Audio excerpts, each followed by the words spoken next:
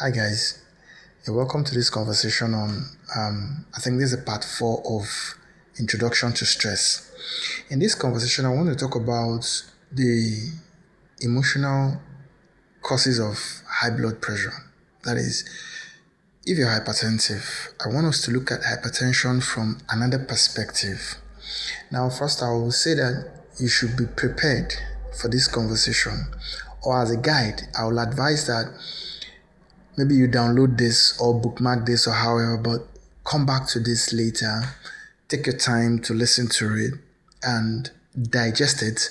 Then do your research so you're going to understand what I'm saying, because the things I'm going to say is maybe very different from what you've been told. Now, this conversation is going to help us achieve 3 things. First is that we're going to acknowledge the role of your subconscious mind in your overall well-being. Secondly, we're going to look at how your emotions are affecting you health-wise. Then, lastly, we're going to look at I'll point out a path which you have to tread to heal your body. So first, I'll start. What is high blood pressure? We all know what it is. If you're hypertensive, you know what it is. But if you don't understand it from this perspective, let me explain it simply. High blood pressure is when your heart pumps more than it should. Simple. It's like when you're supposed to pump a machine, okay, you've all entered cars. When you're throttling your car, when you fire your car speed limiter is 60 and you're driving, it's good. But with high blood pressure, your car is firing maybe 200, 300 like Formula 1. And that is not good for your heart. Now, but there's something I'm going to say here which I want you to pay close attention to. The heart is an electromagnetic machine. The heart doesn't just pump out blood and things all over.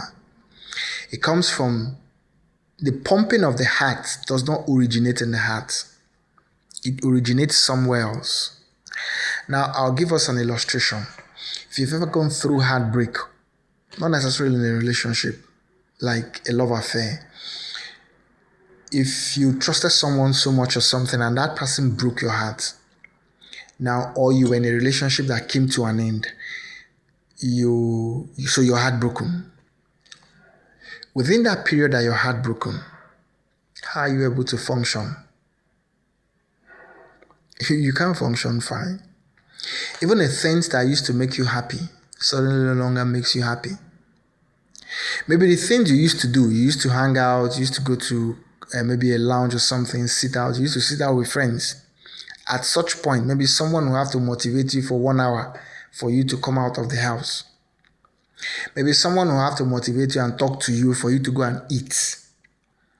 And you will feel this pain, this bitterness in your heart, but you don't have any injury. But you feel pain in your heart. So where is that pain coming from? It's coming from somewhere. And as a result of that pain, your heart is no longer functioning as it should. The point I'm trying to make is that your heart is not just a pump. Modern science has come to that conclusion, even though the medical institution has not accepted this totally. So you're free to disregard this thing I just said. Now, but when your heart overpumps, one thing it does is that it places so much stress on you. It places so much stress on the heart, and when such happens, even your blood begins to thicken. Because normally the blood should be like water, a little bit thicker than water, maybe 1 or 2 or 3% thicker than water. But in the case of high blood pressure, sometimes your blood begins to thicken like mud. The walls of your arteries they have wahala, left, right, and center. So, high blood pressure is never good for the heart. Now, a lot of times, like in the ancient time, we were taught that there is too much thinking that causes high blood pressure. No, that's not it. Now, high blood pressure comes can come to you as a result of a lot of unresolved emotions.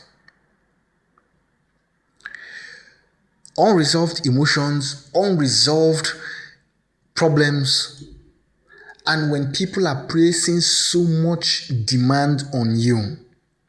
Maybe in your environment, everybody expects you to do a particular thing. Let's take, for instance, you're an elder brother, elder sister, or you're the wealthiest person in your family or something, or maybe you're the most enlightened or something, and everybody expects you to do this, to do that, to do that, to do that. So there's so much pressure on you. Now, this is the emotion that causes the heart to pump more, because your heart tries to see how, it's like when you're scared. If you're scared now, somehow you find out your heart pumps faster because an emotion runs to the heart. Something goes to the heart and it works. It works faster than it should. So when so much pressure is placed on you, especially by your environment. Now, please, let's get this. I mentioned two things. Now, when there is so much pressure on you from your environment, which this causes some form of anger within you that you suppress. Maybe as a result of your policies, your principles, or the environment you're living in, or because you have not learned how to express your pains or your feelings. That's one. Two, when you have unresolved issues, unresolved emotions, unresolved trauma, unresolved pain, sometimes coming from your past, and to a large extent, almost every human being has these pains. The degree to which we're able to tackle it is what matters. So, some of us grew up in families where you don't express anger or you don't express strong emotions. If you express strong emotion, everybody will just isolate you, ostracize you for a while, so that they will allow your head to correct before you can reassociate with people. Now, to an extent, we don't really understand how this affects people in relationship because the family, maybe we're not exposed to this psychological implication of the things we do. But the truth is, when you isolating people is one of the greatest punishments you can give to anybody. That's why when people commit crimes, you put them in prison. And when somebody is in a prison and commits crime according to their principle, what do? They isolate him. Because it's the worst form of punishment. He will be in solitary confinement for a while so that his head will correct. Then he comes back to associate. So isolation, when done in the family, now, even the person it is done to doesn't fully understand the implication of what is going on. But that person goes through severe trauma. Now, most of us in life, because we don't understand the implication of, or because we don't understand the relationship between our minds and our body and our emotions and all that, we do not resolve these emotions. We carry them into adolescence, into adulthood, into parenthood. And as parents or as adults in our 40s, 50s, and 60s, these emotions begin to pull us down. These emotions begin to worry us. And it worries us more because we have not tackled them. Sometimes they are unexpressed. Sometimes we even hide them from ourselves. And that's what causes the major problem. So, I think there are a few questions I would like us to run through so that it will be a kind of guide in the process of healing. Now, if you're hypertensive, I need you to ask yourself, are you under pressure in some way? In terms of maybe from your work, are you working under a tight schedule? Maybe you have to deliver projects, you are overworking yourself. Maybe your company says you work from 9 to 4 or 8 to 4 or 5, but sometimes you go to work even by 7, because maybe if you don't come to work by 7, your boss will see you as a bad staff and they will overwork you over time without payment. In some companies you have to work, in fact some companies they overwork you, work 7 days a week. Now, like I always say, there's nobody who's going to work 7 days a week that will not break down, because the body is a machine and it abides by mechanical laws. So the body itself will break down. So are you under pressure? Do you overwork yourself? What is happening in your life, or what was happening in your life when you were first diagnosed with blood pressure. Even though this question may not really apply, because sometimes the blood pressure has been building up in people for 10-15 years before something happens and they are diagnosed as hypertensive people. So that question may not really apply. Now, another thing you need to ask yourself is, do you feel responsible for someone or something in a way that feels scary to you or overwhelming? Are you caring for other people in a way that is bleeding you, is draining you of your life force, of your energy? And the worst of all is that maybe you cannot say no. Maybe like a sibling, or maybe in your workplace, you are the one that everybody runs to for care, or you're the one that everybody leaves the undone job for, and you just do it willingly. Maybe because you like to work within you as a workaholic. And a very important point to observe: if you're a workaholic, that includes me, because me, I'm a workaholic. If you're a workaholic, then the first thing you need to understand is that you don't have an emotional life. What I mean is that your emotional life has been suppressed. There's a lot of unresolved issues you have. There's a lot of things you are denying to face. You're not wanting to face them. And that's why you're engaging yourself with work. Because the day you sit down and be sober, all those emotions, all those problems will come to the surface and you don't want to handle them. So, point of observation: if you're a workaholic, you have serious work to do on your emotions and on your past, so that you can heal. Because you need to visit this emotional load and tackle them for you to attain health. Okay, so another thing you may need to ask yourself is that, are you always facing deadlines? Like, you're always under pressure to meet up with a deadline? Do you feel squeezed in some part of your life? Like, do you feel you have been boxed into an area where maybe even to express yourself is not allowed? Or maybe even when you express yourself, it is not acknowledged. Let's take, for instance, in the company you work, or in where you go to do your normal hustle. Maybe you're the least staff, or you're one of a low-class staff that even when you lay a complaint, nobody listens to you. Are you boxed up somewhere? So another thing you may need to consider with respect to your emotions is, do you tend to work from your heart, or are you working from your authentic self? Are you working from who you are? Are you doing something that resonates with something within, that syncs with who you are? Because in the workforce or in organizational management, there's what they call job satisfaction. Your job satisfaction has to do with the fact that you are doing something that syncs with something inside of you. Is what you love to do, what you can do with little effort, what you like to do. Whenever you do, you feel fulfilled. If you're doing that kind of job that is not in line with what you want to do, chances are your pressure will shoot up, because after a while, each day you go to work is like climbing Mount Everest. So you are under so much pressure. You don't like the job, but you cannot quit, because if you quit, what are you going to start doing? How are you going to pay the bills? So note that, please. If you are working, note it. Now, do you feel genuinely cared for by your environment? That is, by the people that are closely associated with you, such as your family, your workplace, where you school or something, or in your neighborhood. Do you feel people truly care for you?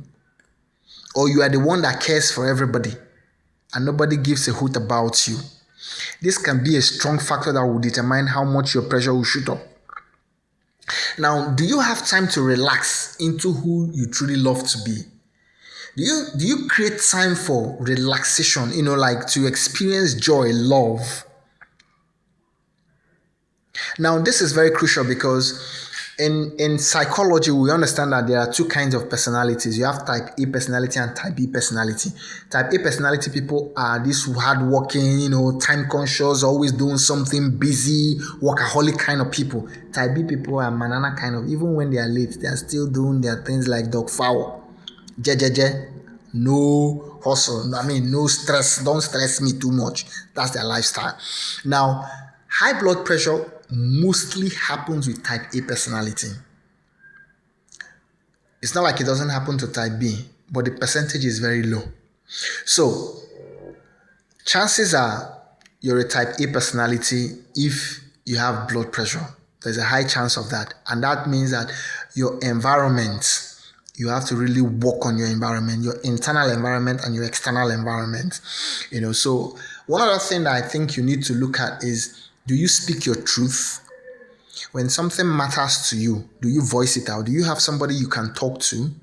Do you have somebody that you can express yourself without being afraid that I may be misjudged?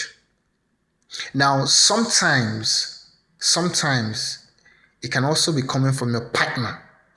Your partner can be the greatest culprit in your blood pressure. Your partner, your place of work, those are two major culprits. When I'm talking about the external sources, not the internal. The internal has to do with your emotions. Now, you could have a partner who is one hell of a partner. I'm not going to go into how the person is a hell, but you could have one partner that tears your nerves apart. That can be very responsible for your blood pressure. Okay, so there are a couple of other questions that I need us to look at. Do you tend to suppress your emotions? When something happens that you feel bad, do you suppress it or do you express it? Or do you ignore it? Do you pretend it doesn't exist? Did you grow up in a household where emotions are not expressed? So basically, these questions are like tip questions, which I think should lead you to do further research on your own, so that you understand the full gamut of your emotions and know how to work with them. Because if you can tackle the emotions, part of your pressure is gone. Now, as a masseur, I massage people and their blood pressure comes down. I've brought people's pressure from 180 to 120. I've brought people's pressure from 190 to 120. I've brought someone's pressure from 195 to 115 in 2 months. How did I do it? It's simple. I go to your emotions, the emotions that I know that are causing the problem. 1, anger. I go and remove anger from your body through the massage. And when I massage the anger out, their emotions drop. In fact, the fastest person I achieved a significant reduction in his emotion, in his pressure. He was having 176.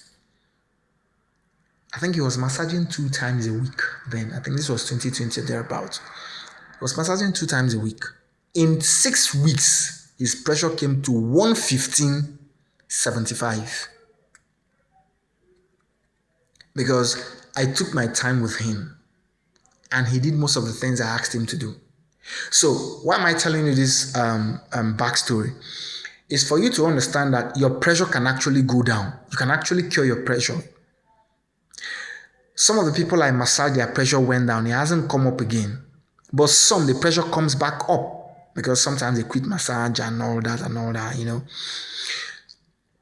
But the point is, when you have the cause of your pressure around you, it becomes difficult to manage, because even if I bring it down, in a short while it will climb up again because the real cause has not been removed.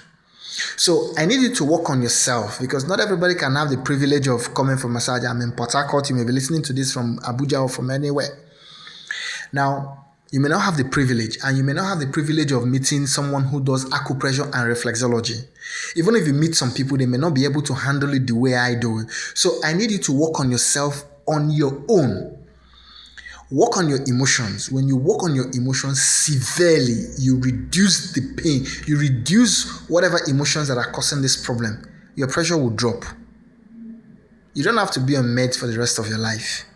Your pressure will drop. And you'll be fine. So, work on your pressure and you would be better. High blood pressure is not a death sentence. It doesn't mean you take medication for the rest of your life or that you will die. No, you can be healed.